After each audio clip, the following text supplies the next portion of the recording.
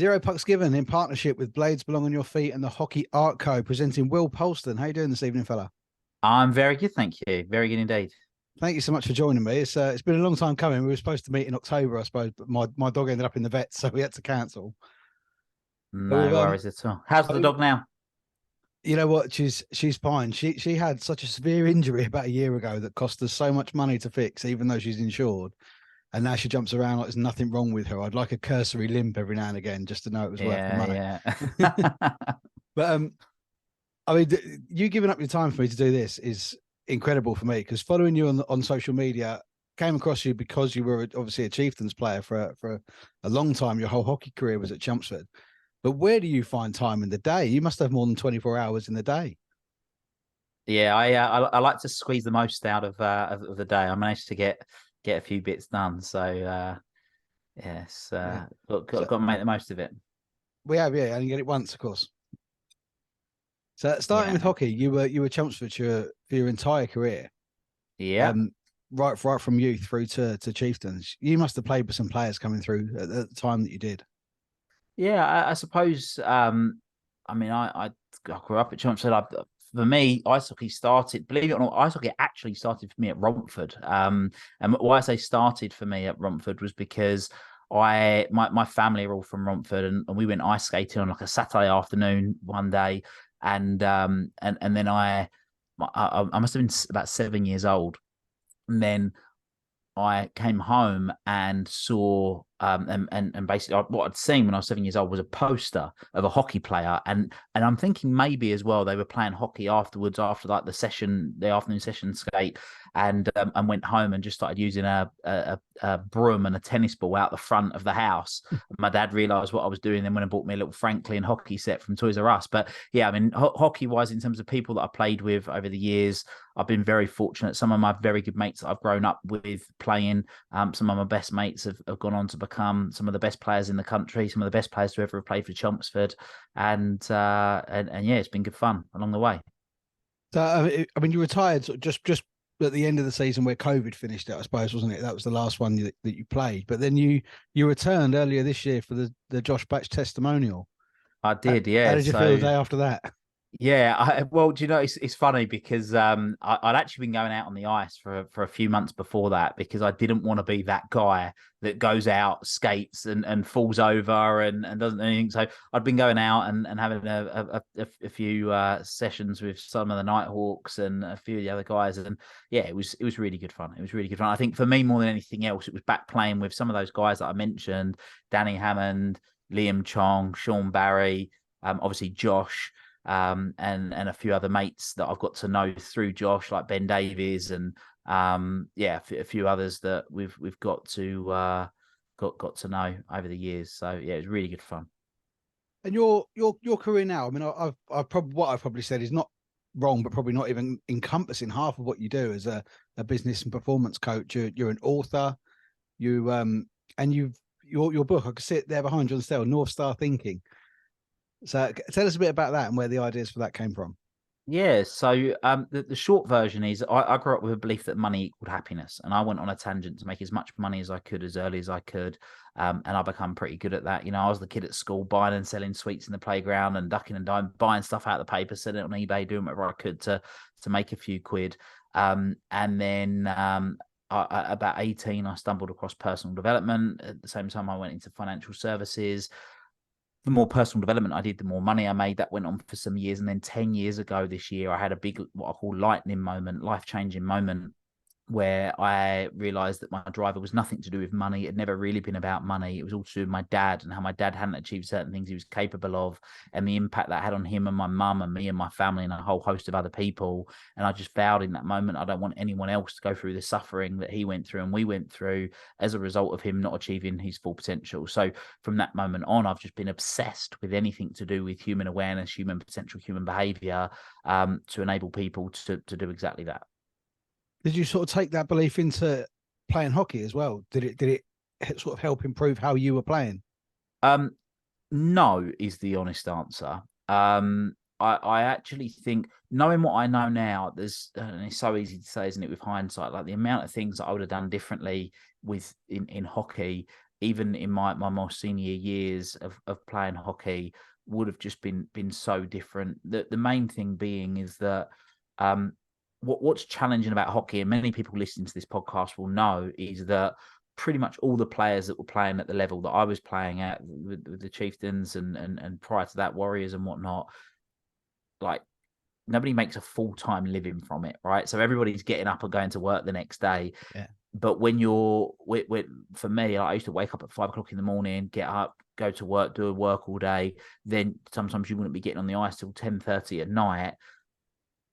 You become very, very tired. So I felt that I never really gave my all in training, because you never really give your all in training. You're then not as good at games, and there's various elements of that. So I think knowing what I know now, I would have applied things very differently. But I suppose where a lot of my former teammates would say that what I do work-wise came in was I was very fortunate. I was kind of a captain I think I was a captain of the Warriors for probably 10 years, assistant captain of the Chieftains for, I don't know, the majority of the years that I played at Chieftains. So, it's probably more that leadership element that mapped across, as opposed to my own ability as a hockey player, I would say. Yeah, I was going to say that actually. Just watching your stuff on social media, where you're obviously such a natural talker, and probably naturally like a leader of men, that was probably a reason behind you being in the leadership team of the hockey teams you were in. I don't know. I mean, ultimately, I guess it's coaches that make decisions. But yeah, I was very first captain. I think I was under 14s when I was first ever captain. Or first ever an actual captain. I think I was first assistant when I was like under 10 or whatever. But first ever captain of the club when I was under 14s, and then that kind of carried on kind of throughout the years. But yeah, I think what a lot of people and some people may be aware of, but the thing with hockey's a very, very special sport. I mean, lots of sports are great, right? And people build friendships for life through hockey, but hockey for me is more than just a sport. It's something that has an ability to be, as an individual, to build character. You have an ability to build discipline. You have an ability to build friendships for life. There's bonds in hockey that you've really got each other's back. I mean, I played rugby since I was 4 years old, and rugby's similar, but hockey, yeah, it's just a very, very special sport. It's something that I still sits very, very fondly with me. I mean, you scroll through my Instagram, you're still going to see constant updates of things, everything from NHL highlights to UK hockey fights and everything else in between, right? So, but it's a very, very, very special sport, and I think that that's one of the things that people that play hockey love about it, is that it can benefit them in so many different ways. Yeah, I mean, you only have to really look at the tragedy that happened recently, and how the community of players, fans, coaches, everyone involved in the sport all came together as one. Without a doubt, it's affected the whole hockey community, like globally. It's yeah, powerful. So you obviously you stopped playing 2020. Are you done in the sport for good? Is there anything in the future that you think you could get your finger back into it? As a player, I think this a lot, actually, and I think that one of the biggest challenges in ice hockey in the UK is the time of which you train. And it's been difficult at any age, but I think particularly for guys that are in their late 20s, they're in their 30s, going out and training a couple of nights a week till midnight, 1 o'clock in the morning, when you're getting up for work the next day. You've got family commitments, whether it's sort of being there for the kids in the evening, doing bath and bed and things like that. I do think it makes it more challenging.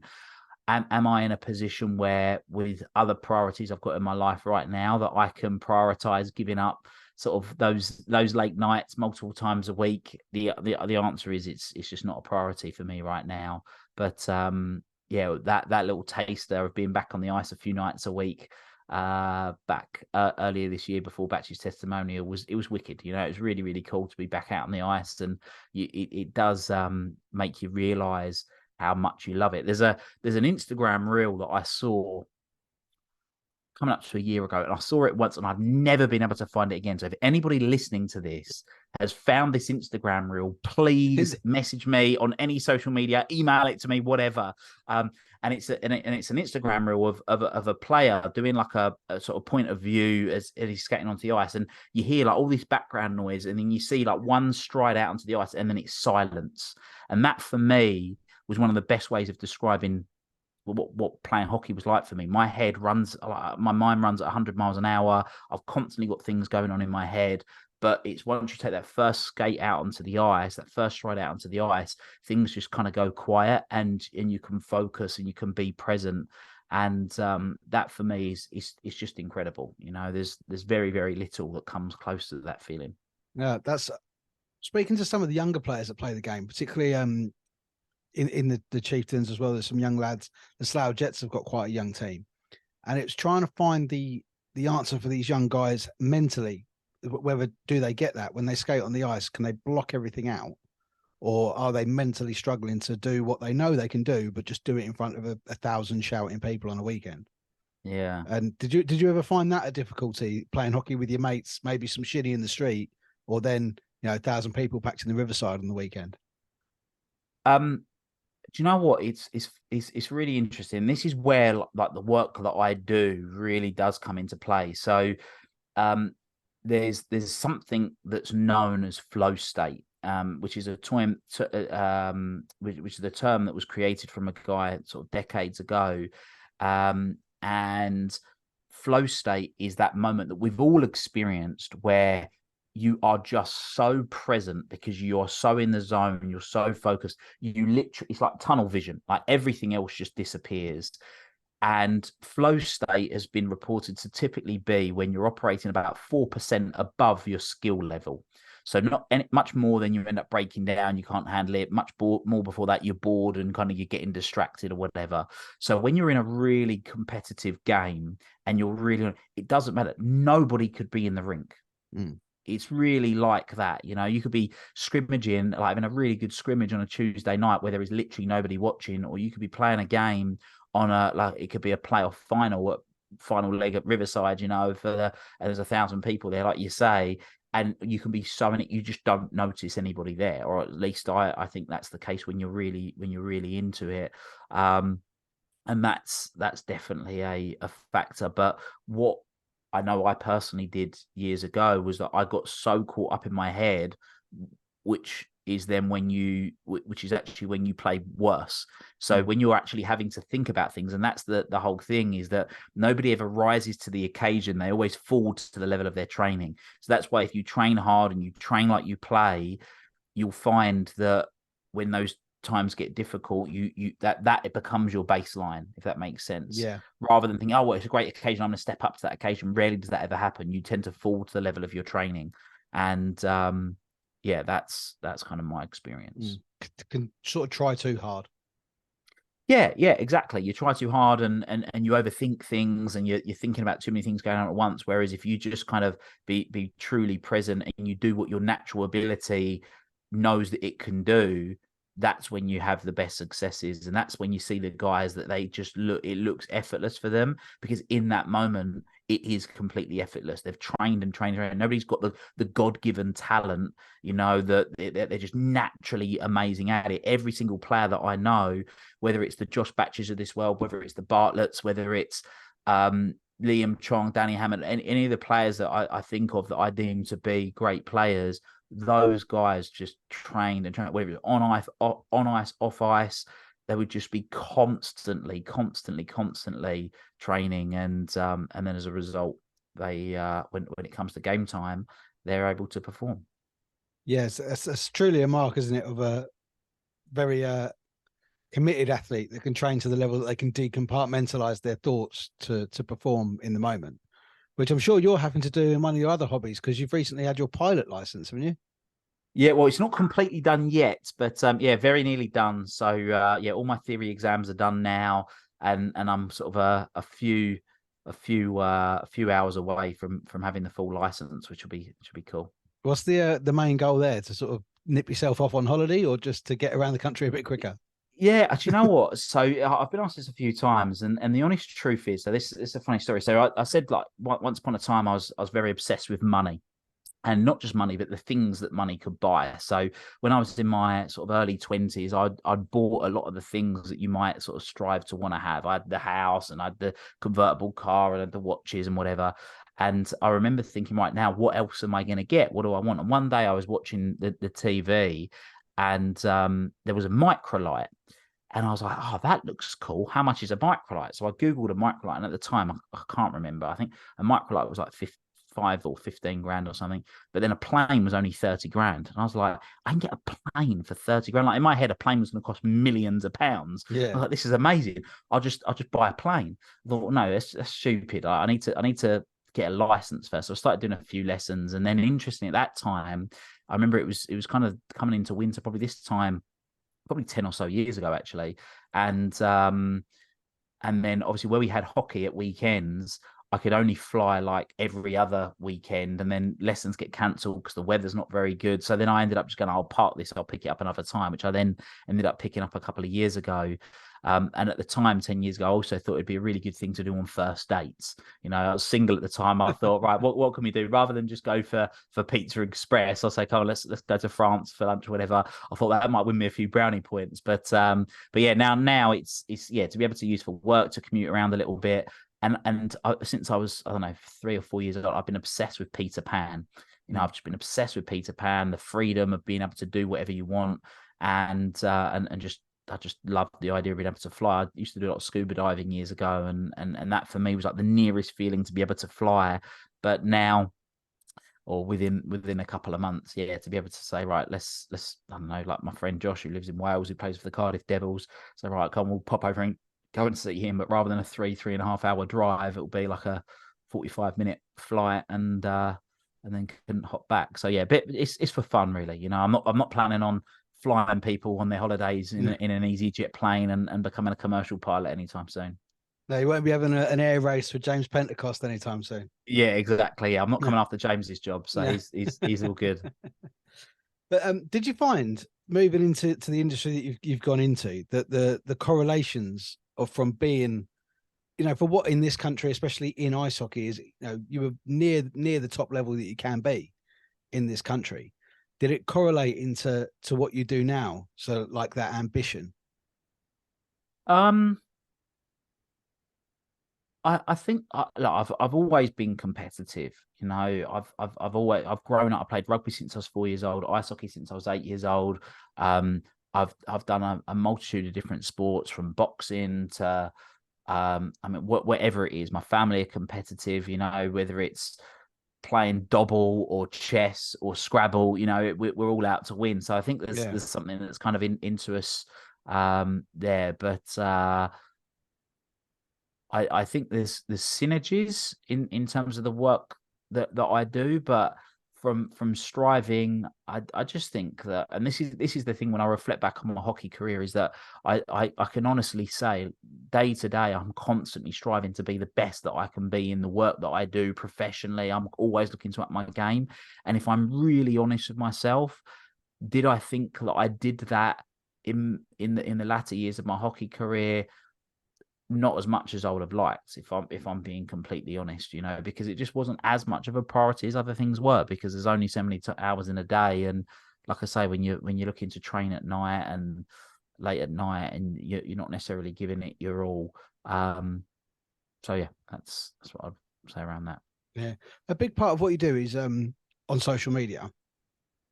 Where did you learn that or pick that up? I'm literally looking for tips here, because I I don't really know how the whole thing works. I'm nearly 40. I didn't grow up with social media, and now it's everything. My 13-year-old daughter will ask me a question. I'll be like, I don't know.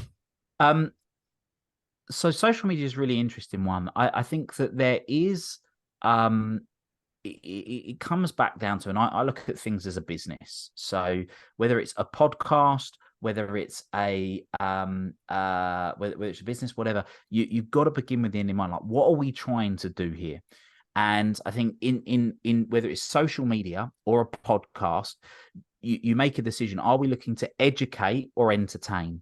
because if you can compartmentalize into two different pots, then or two different types, then that all of a sudden helps you get clearer on the direction of where you want things to go. So, for example, some people, social media is solely set up. They want to entertain people. They want to make people laugh in whatever that might look like, whether it's meme accounts or whatever else. Some people, they just really want to educate people. So they want to provide scores and updates and show highlights of reels of things that have gone on. So it's getting clear, like what are we trying to do here? And then always remembering people engage with things that they want. And if you've got something that you think is going to be useful and it's going to be insightful for people when you're sharing that, then get clear on what is it that people want. So I don't think that you're ever going to do yourself an injustice by finding out the people that you want to be consuming your social media, the people that you want to be listening to your podcast. What do they want? What else do they like? What else do they listen to? What else do they follow on social media? And I'm constantly looking to, I call it borrowing ideas. I'm constantly borrowing ideas from other people, whether it's the guests that they have, whether it's the type of content that they do, and then you can create that. You can get that mix, and you're one of the best people to see that. If you're scrolling through social media and you start noticing, what is it that I find myself watching? Whose post do I almost always stop and read and watch? Why is that? Why did I skip so-and-so's post, but I did always read these ones? What is it that they've done? And sometimes it could be really tactical stuff. Like if it's a written post, it might be the hook that they start with. Is it a hook that catches somebody's attention? Is it because you know that you're going to typically learn something? Is it because the image is really entertaining? If it's a video, what is it that they do? And there's loads of ways of breaking things down. Like, I don't know, if you had a guest on and you asked them, what's the 5 things that they think that make a great hockey player? Well, if you put that clip out on social media, is the 5 people that are the 5 things that X person thinks make hockey players great. All of a sudden, that person already knows up front there's 5 things they're more likely to watch to the end of the video. Yeah. What that then starts doing is it triggers the algorithm to show more of that content. The fact they've watched that whole video would imply to the algorithm they liked it and would want to see more of it, and so on and so forth. So there's a bit of a game that has to be played. But that's kind of a suggestion. It's a very new world, isn't it, that we've all kind of had to learn very quickly because it's kind of massively taken over. And I did see for this year, you set yourself a challenge. I think, was it 24 podcasts you wanted to go on? Or was it 23? No. So, so it's a great point. So when my book came out in July, it came out. I worked out that I think there was at the time, there was 24 weeks left of the year. So I said, I'm just going to average... I'm going to try and average one interview a week before the year's out in relation to kind of what we're doing in there, which I think we're pretty much, well, we're either on track with where everything is booked in, or we're going to achieve. So that's been good. But I'm constantly setting those goals, whatever they might be, personally, professionally, financially, to try and improve and be better, and have a bit of fun along the way as well. Yeah, that's certainly a great sort of addition to it, isn't it? If you can set those personal goals. I mean, would you say like it's a small goals thing? Set small goals, achievable, achieve them, then get bigger. It's a really I'm dancing around this because it depends on the school of thought. So one of my concepts, and it's literally what I've written the book on, it's called North Star Thinking, is about having a goal in life that's so big you never achieve, right? And a lot of people go, Will, why the hell would I ever do that? Because then I'm never going to be happy if I don't ever achieve that thing. And that's the point that I'm trying to get people to do, is detach from the outcome and focus on the process. If you're getting your fulfillment every day from focusing on the process, then you're not constantly thinking that you're going to be happy when you get to the outcome. I call it when-then syndrome. People set lots of short-term goals and they go, right, well, I'll be happy when I've got this. I'll be happy when I've got that. I'll be happy when this is done. And they just find themselves constantly pinballing around and they're never actually happy. Even if they achieve the very thing that they want, they're happy for a few minutes. The next thing you know, they are chasing the next goal. And it's just this, it's like, you see the donkey with the carrot, and like they never actually get to the carrot. It's a bit like that. And is that what you learned when you were younger, from wanting to just make lots of money, that it was then, the next big thing, the next big thing? Yeah, absolutely. Yeah, the like now what, now what, now what. So that's the kind of the overarching philosophy. However, people are driven in different ways. You know, like I personally would rather shoot for the stars and hit the moon, because I believe if you shoot for the moon, you hit the lamppost. So basically, what I'm saying is I will aim big, and I'll be happy if I don't kind of hit the overall outcome that I'm looking for. Whereas other people that really um, that really demoralizes them, because they build their confidence, their momentum from hitting lots of goals. So in that case, they're better to start small and then build up over time, because that's going to be better for them. So it's understanding what works best for you, and then being able to build on from that. But if you're looking at creating habits and things like that, then it's always better to start small and then build those up. Would be my thought on that. Yeah, that's why I asked, because I did a little bit of research into North Star thinking and what the sort of the goal of it was, and it actually really spoke to me, actually, because I'd never really heard it put like that. It's, you know, it's something I've worked for myself in the past. My wife has as well, and yeah, to sort of set that massive goal but just enjoy the journey rather than the outcome was it's an incredibly powerful statement. Well, that's exactly it. You know, it's so cliche, enjoy the journey, but the reality is a lot of people don't. And it doesn't mean that everything's got to be simple and easy. You know, I believe that optimal growth comes at the border of support and challenge. So you want to have the challenge and you want things to test you. Um, because that's when you're gonna grow the most. And I think deep down, any goal that anybody ever sets isn't really about the goal; it's who you become whilst you're striving towards achieving the goal. Yeah, You yeah, know, no, you look at a hockey team, they want to win the playoffs or whatever. The character and the commitment and the team camaraderie that has to be created. You know, one of the things that I've noticed over the years is the teams that have always performed the best, they've just got something special about them, like the dressing room, not just like the whole team gelling. And I don't just mean on the ice as a line and making sure that passes are flowing and breakouts are working well. I mean the banter in the dressing room, like the when you have this disconnect and you create different little groups within the team, and that's when you kind of know that you're not onto something good. But when everybody's got everybody's back, and it's a healthy element of banter, that's when I think you generally see the teams that go on and do really well. did you miss that when you left the sport, the room? Yeah, 100%, 100%. But what was interesting for me was that there's like a core that I grew up playing with, and obviously as people get older and things change, people have kids and new coaches come in and start changing dynamics. You do find yourself yeah, that just changes, you know, because there's people you've had relationships for years, grown up playing with for 10, 20 years, and then all of a sudden they stop playing or they go to another team or the coach drops them because they bring in a bunch of new guys. And and certainly for me, it got to the point where I realized that actually, and I think a lot of hockey players will vouch for this, is that they realized that actually they wasn't going hockey for hockey. They were going hockey for their mates, and the hockey become like the addition, if that makes sense. It was kind of the bonus. And then when your mates aren't there and you're playing hockey, then or at least that's what it was like for me. And I know a bunch of others that have kind of felt the same over the years.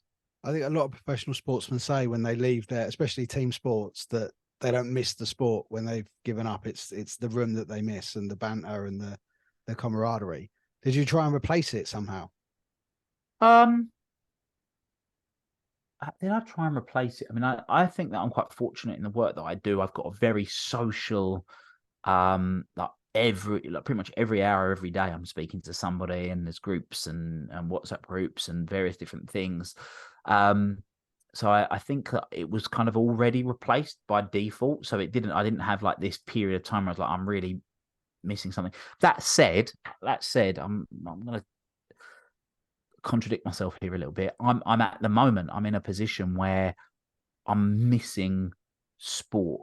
So I was playing a little bit of rugby. I've done my ankle in and I haven't done anything, but I'm going to the gym, I'm exercising, I go there, I have my headphones in, but I am missing a bit of team sport at the moment. So just having that hobby, whatever you want to call it, outside of work. So yeah, I'm sorry. I appreciate I'm actually contradicting myself. So there's that, and then even now, you know, I've done a little bit of boxing, got back into a little bit of boxing, but would like to get back to a bit of rugby. once my ankle's fixed. But there's that's a huge part, I think, that sport plays for people.